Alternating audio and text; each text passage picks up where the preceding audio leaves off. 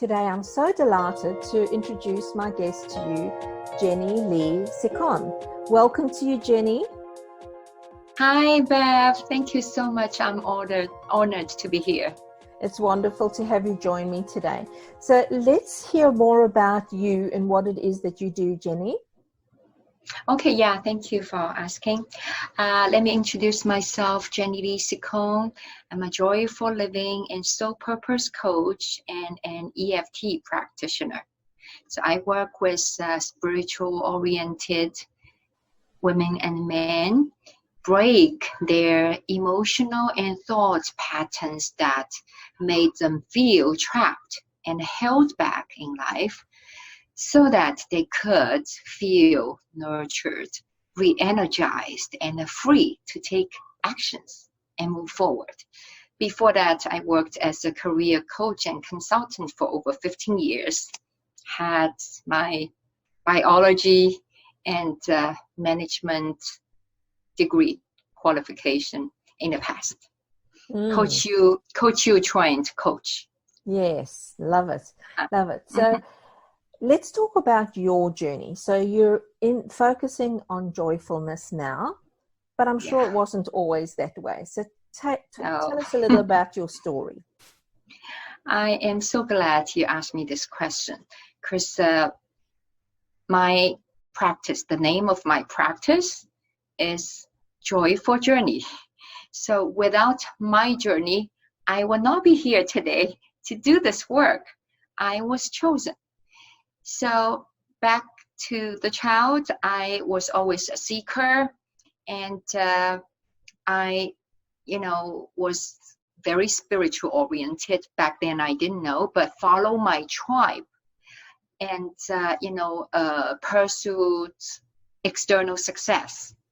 That's the value of the society. I did really well. And I finally, I was always a good girl, good student, everything. So then finally I worked as a career coach and a career consultant. And I loved it. I felt like I was helping people, those executives climbing on the ladder. Wonderful for years, until after many years, I felt like, am I still helping them?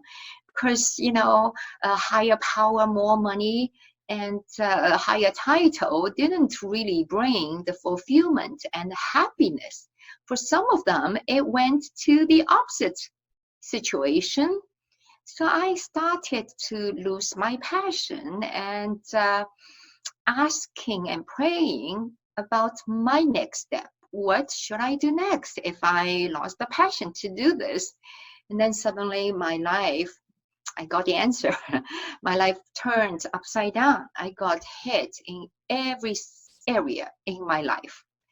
So I just stayed there. I could not find a way in the negative situation. I felt so unfair. There were a lot of negative emotions. I got stuck until finally I didn't have strength to fight anymore. So the minute when I surrendered, the new door opened. I was like spiritually awakened. And then I was guided to a new path. The books, training, every resources came to me. I didn't choose it. So I became very thirsty and, hungry to read, study, and I tried different things. Finally, I quit my job even. Studied and helped myself to heal and come out. So finally, I found this tool called EFT, Emotional Freedom Tapping, because it's more aligned to me, and it goes to the roots, which is aligned with the job I did before as a coach. We want to go to the root to give the solution.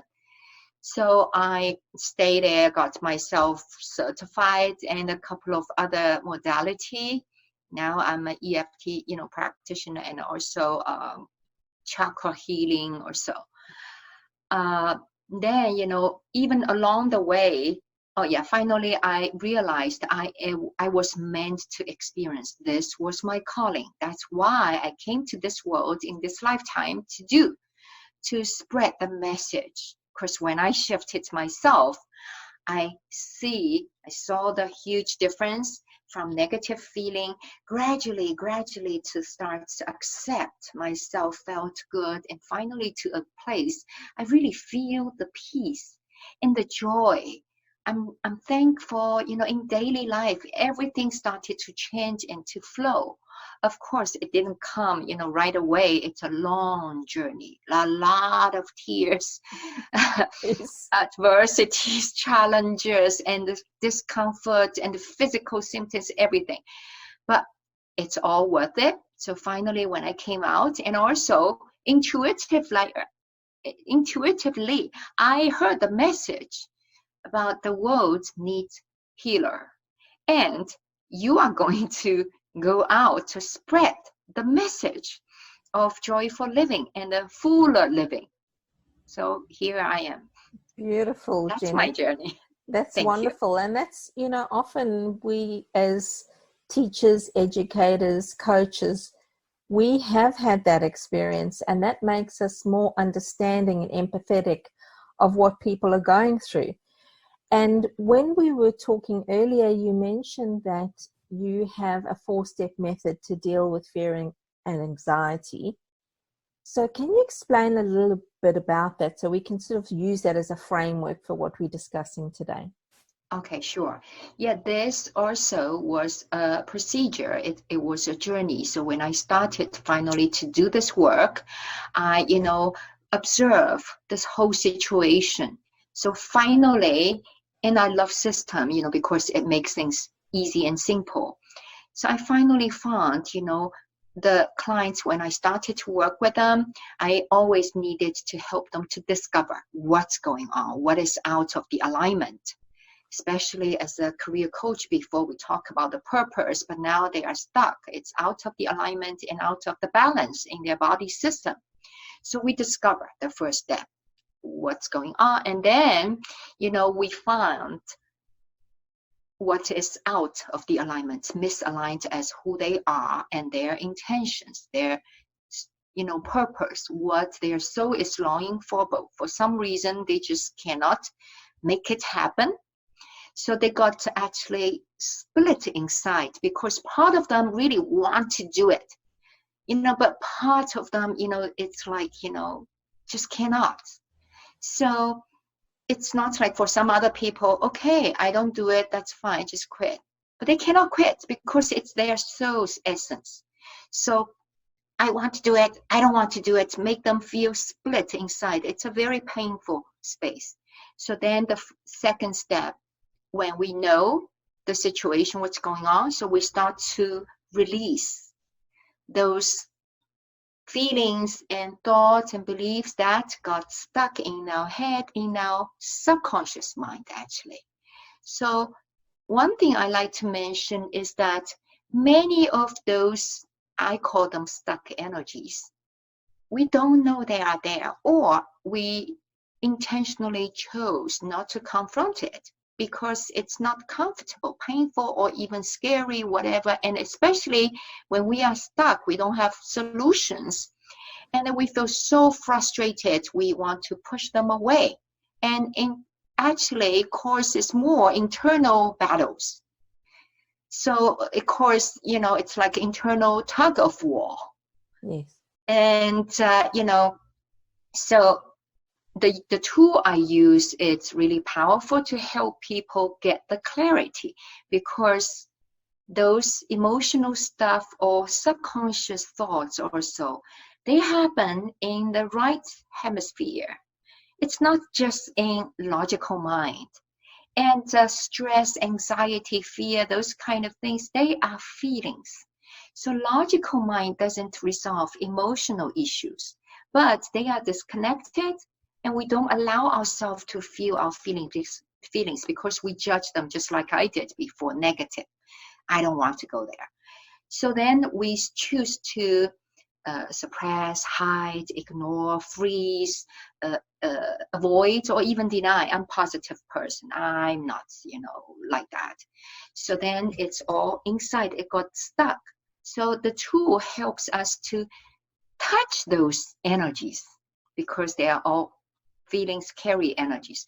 touch it, use my word, it's internal stones. We use the finger like hammer to touch and hit those internal stones so that they crash. So we release those stuck energies. So the second step. And next step, shift. So when we release them, because as energy, the nature trait is that they will be replaced by another state of energy. In other words, another state of feeling, different feeling. So you don't need to do anything. It will be shifted to a higher, vibrational place, happier or acceptance or so. But then also, because we want to go there, but we haven't been there, we don't know the feeling. A lot of people said, I cannot imagine, I cannot visualize.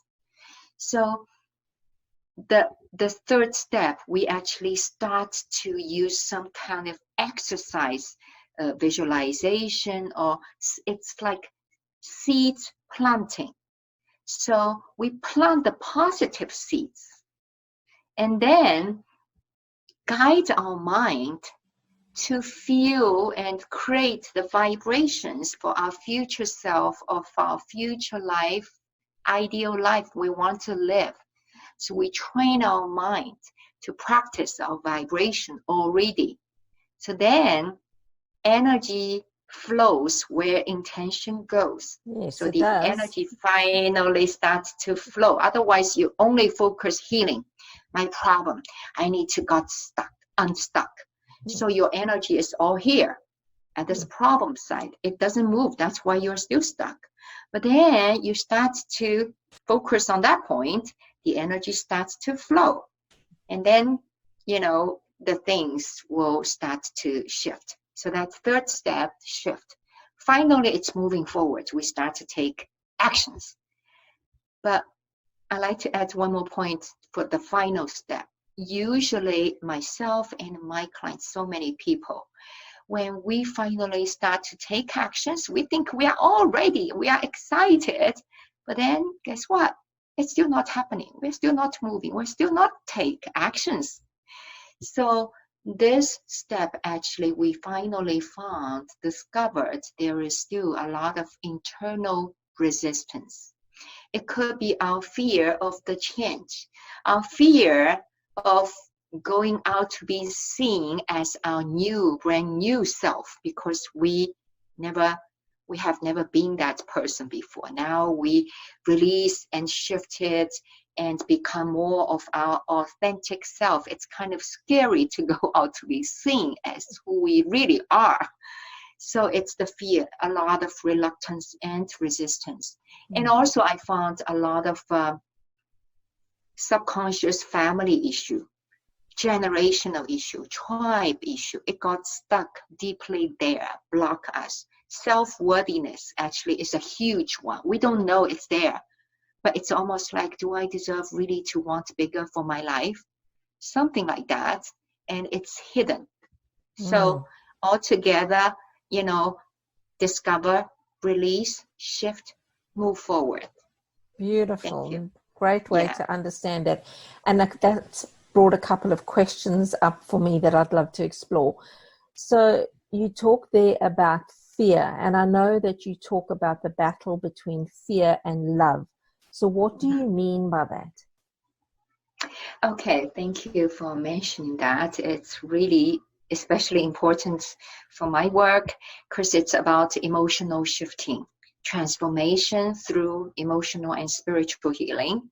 So what I wanted to say is, the root of the root I found, of course, the tribal, your family or so, but most of us have the security physically for surviving. But this second chakra, if we talk about energy, issue, body energy, second chakra goes back to our childhood. If for any reason, if we grew up from an environment and family that we had disconnection, so emotional disconnection, or lack emotional support, which I went through myself, because my family, traditional Asian family, like highly critical. So they don't talk about emotion, especially my father is kind of emotionally detached. So we don't show, we just didn't have these kind of emotional connection. So then if we didn't have that, especially highly critical or any other kind of situation, then we didn't feel safe enough. If we didn't feel safe, we have to be cautious all the time and nervous. That's where the fear comes, because we feel unsafe, unprotected, or even unsupported and unloved. For girls like us, we cannot express our emotions freely. We cannot be ourselves. And then we didn't feel like heard, supported, understood, and loved. So that growing up and making us feel that we have to be cautious, we have to perform, we have to try to do and to please so that we get the recognition and finally get the love we want and we can have. So going this way, it's along the way, it's kind of fear because it's just not safe. So, and without unconditional love, and impacted everything because childhood and second chakra is all about connection with self, emotion, love, connection with others, a physical connection, and also divine connection with the spirit. If we can get this unconditional love, we are divinely connected. We feel safe and protected, but we didn't have it. So it's not safe, cautious, fear, and also it's about physical, it's about fun, relaxation.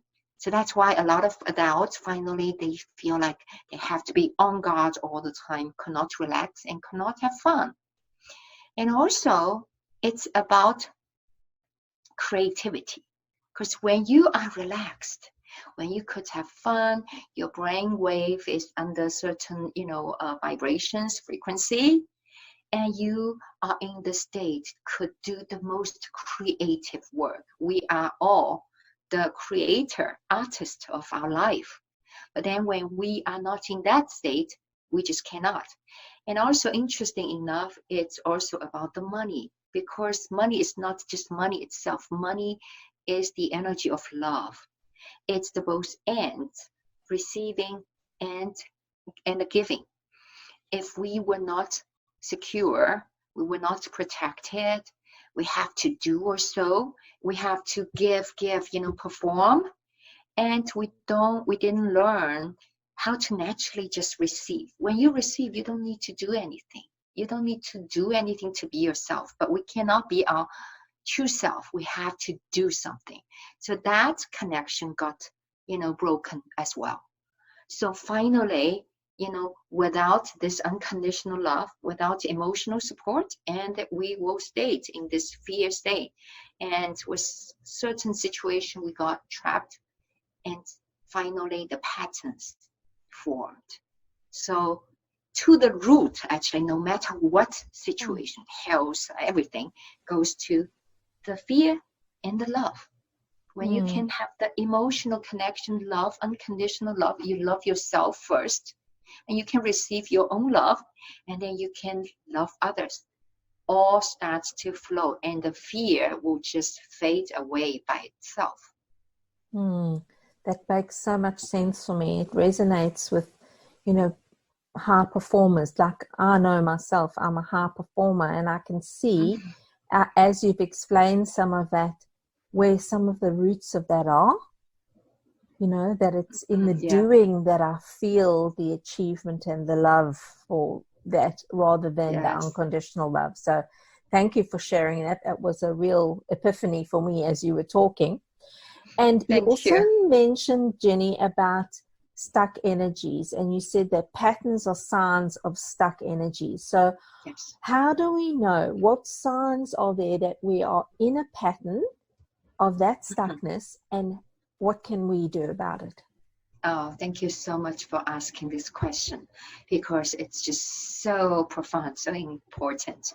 Let me explain here. So, for example, let me taking this procrastination as example, because we, especially women, a lot of us are entrepreneurs. That's, a huge commitment we need to have. And when we need to do something or so, we procrastinate it or whatever. For example, my case and many of my clients' case, when we need to sit down in front of the computer, we need to do things, start to create or so, then we don't do it. So we, not knowing, we started to either check email or whatever, do anything, or we get up and do some chores and do some errands and then come back. And then again, go to refrigerator, do some, just some other things. But, and then, when we found ourselves didn't do what we needed to do and we were upset, we beat ourselves and feel bad about our procrastination. So then we said, we have time management issue. But it's just not time management, it's the energy management. So what I say about the pattern is here. Some people came to me working on procrastination. So I just remind them. So do you see any patterns? Let me ask you, like, oh yeah, I just don't do it. So when you start to feel that, you are resisting, you are like, the other word, rebelling. Because I found this is so profound. Many people have this rebellion energy, about doing this kind of work. So I just like them to think about that, put it in mind, what was the latest time you just felt like you procrastinated again. So they described to me, okay, either, in the daytime, in the front of, the computer, or during the nighttime, they just had to go to the cell phone. They knew that it's not, healthy. I should not do it. I should rest so that tomorrow I have energy, but I don't do it. So these kind of small things, I just remind them to be cautious and be aware. When you sit down and need to do, but you're not doing it, next time you just be cautious and stop. Check your mind. What noises and the voices I have in my mind telling me I just don't want to do it. It sucks. I just resist. And then, use our tool if we work, it will help them to have some clarity. Because some, thoughts also will come up. It reminded me when I was in the high school. Or in this school, I really didn't want to do this. My parents pushed me and they went to the party or something like that. So I just gave one example, Yes. So yeah, they didn't know. Wow, it's there, this rebelling energy. Or the other lady, she said, I have done this for so many years. I still got stuck, still so frustrated. When I will have some easy time and start to flow, I don't need to, be stressed or, anxious, overwhelmed all the time. When I will finally start to succeed. So when I sit there, literally I have this noise come up to beat myself. You are so dumb. You still haven't succeeded yet. So how many more times? I'm so tired of it, frustrated, overwhelmed. All these kind of noises, they didn't realize it's there. So we just need to check these kind of pattern. When, under what occasions, or who people maybe trigger you. And in what time? Some people say it's in the afternoon or whatever, always happens. So that those kind of information always gave us the signs. So when I work with them, we will just start from there. I always feel this way. I'm trapped in this pattern. Then, I really hate it. So after these kind of, healing and releasing work, something will come up and reminded us what was related to this pattern, this issue. I assure you, some old stuff will come up and give us the clarity. So finally we know, oh, that makes sense right now. So when we released those stuck energies, I call them crash the internal stone. And when they go away, and then we feel like, more aligned with what we need to do. Of course, maybe it's not only one, issue or kind of stuck energy different, but we just use the same way to keep going, baby step every day, and gradually looking back, you will see you have come out this far. Beautiful. So I hope I explained it clearly. It's bringing the awareness to it so that you actually then can see the pattern for what it is, and then using the right level of support to actually find the root cause of that pattern and deal with that. So it's not the procrastination that's the issue. There's something underlying that. So that's really helpful. And we're talking there about taking action. So why don't we take the actions that matter to us when we know that we need to stop or start doing something? So in my work, obviously I'm working with people on their health and well-being, and often people will know what to do, but they have some resistances to not doing it, or they start it and then they don't sustain it. So why don't we take consistent action? Yes, it's another great question. Thank you so much, Beth.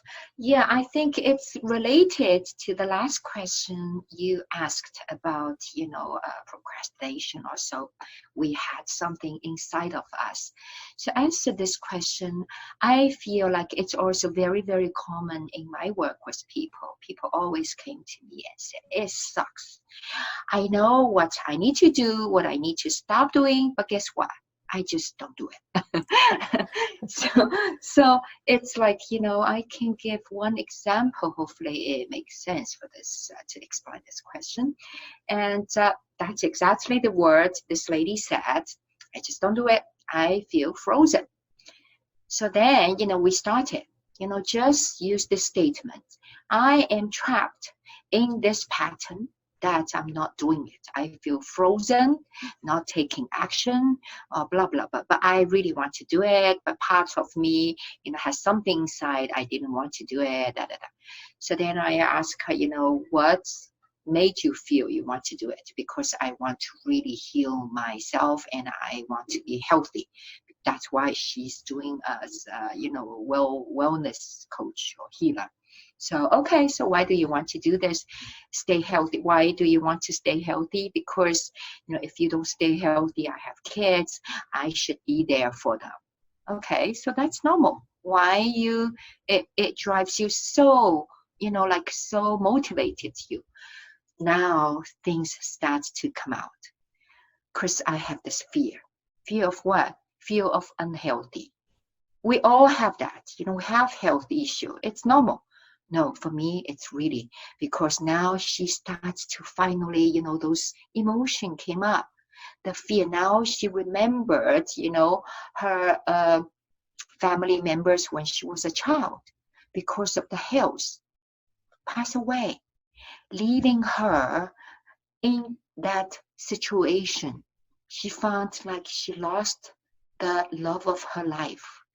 And then she had to grow up, all taking care of her emotional, whatever, dealing with all these fear by herself. So that fear of losing the loved ones, that fear of being sick, it just got stuck there. And she didn't have the chance, the little girl didn't have the chance to deal with the grief, the loss.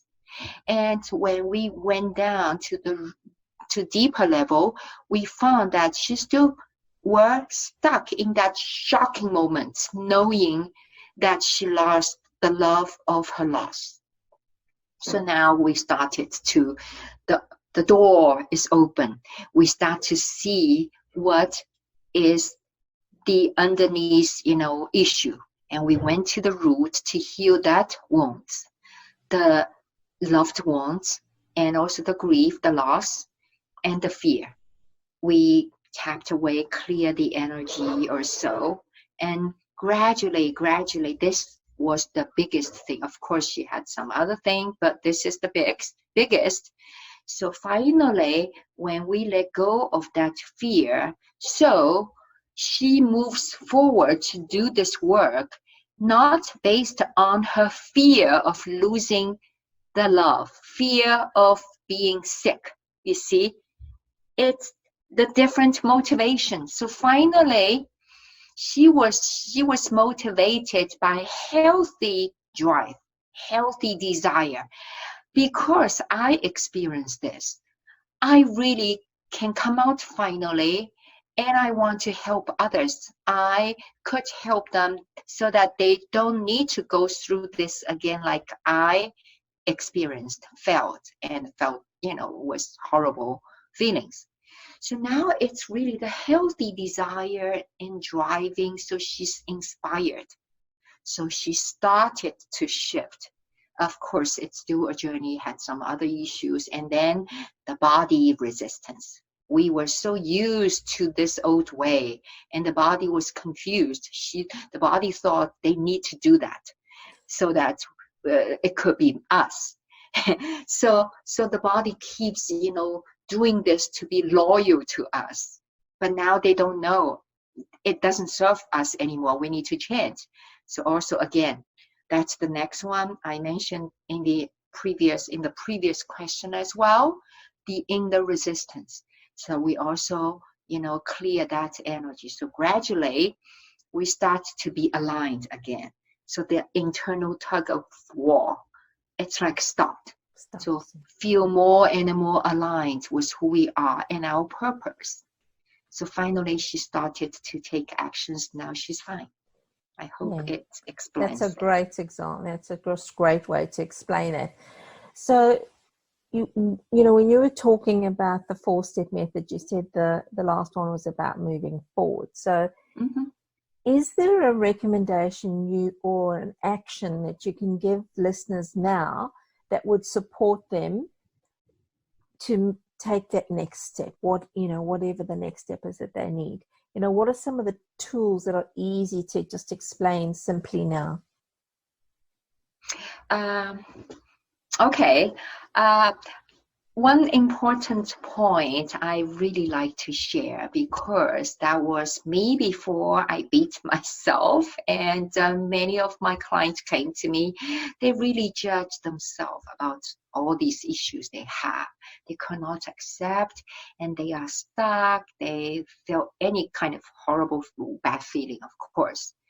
But the thing is, most of us try so hard for so long time and still cannot figure it out. We want to figure it out. We want to fix our problems and fix ourselves. So after all this work, all these years of work I have done, I really love to share from my heart space that it's the time to stop fixing and start to honor our real self-talk, our true feelings, and it's safe to go within. It's safe to be vulnerable. Actually, the power comes from vulnerability. All in all, our feelings, thoughts, they are energies. And energies have no good, bad, right, wrong. They are neutral. We only have two kinds of feelings, emotions, which are pleasant and unpleasant feelings. That's it. So since they are natural feelings, we don't need to judge them. So when we can see that, understand and realize this point, and then we can stop judging. So stop the internal war, internal battle, and then be aware of our pattern. Just like I mentioned in that example, when you start to feel procrastinated again, or when you be cautious and aware of your pattern. When anytime you feel triggered, you just stop and check what's going on. Who triggered me? What occasion? Where I feel in my body? What do I think it is? What could be the reason that came from the past or whatever? So when we shift our thoughts and focus from judging and beating to understand and honest and be aligned, then everything starts to change. We can accept it well, and then we can listen and hear our true, real voices, and then we are aligned with our energies. When we are aligned, they keep vibrating and keep moving, so finally they won't leave us. They don't want to get stuck inside of us. And then our energy field is open, then our life flow in different areas starts to also flow. And then, our problems or whatever, and just start to change. Not because of the situations themselves, because of our perspectives to look at our life situations. So if I could, really share with you, that I think it's really important.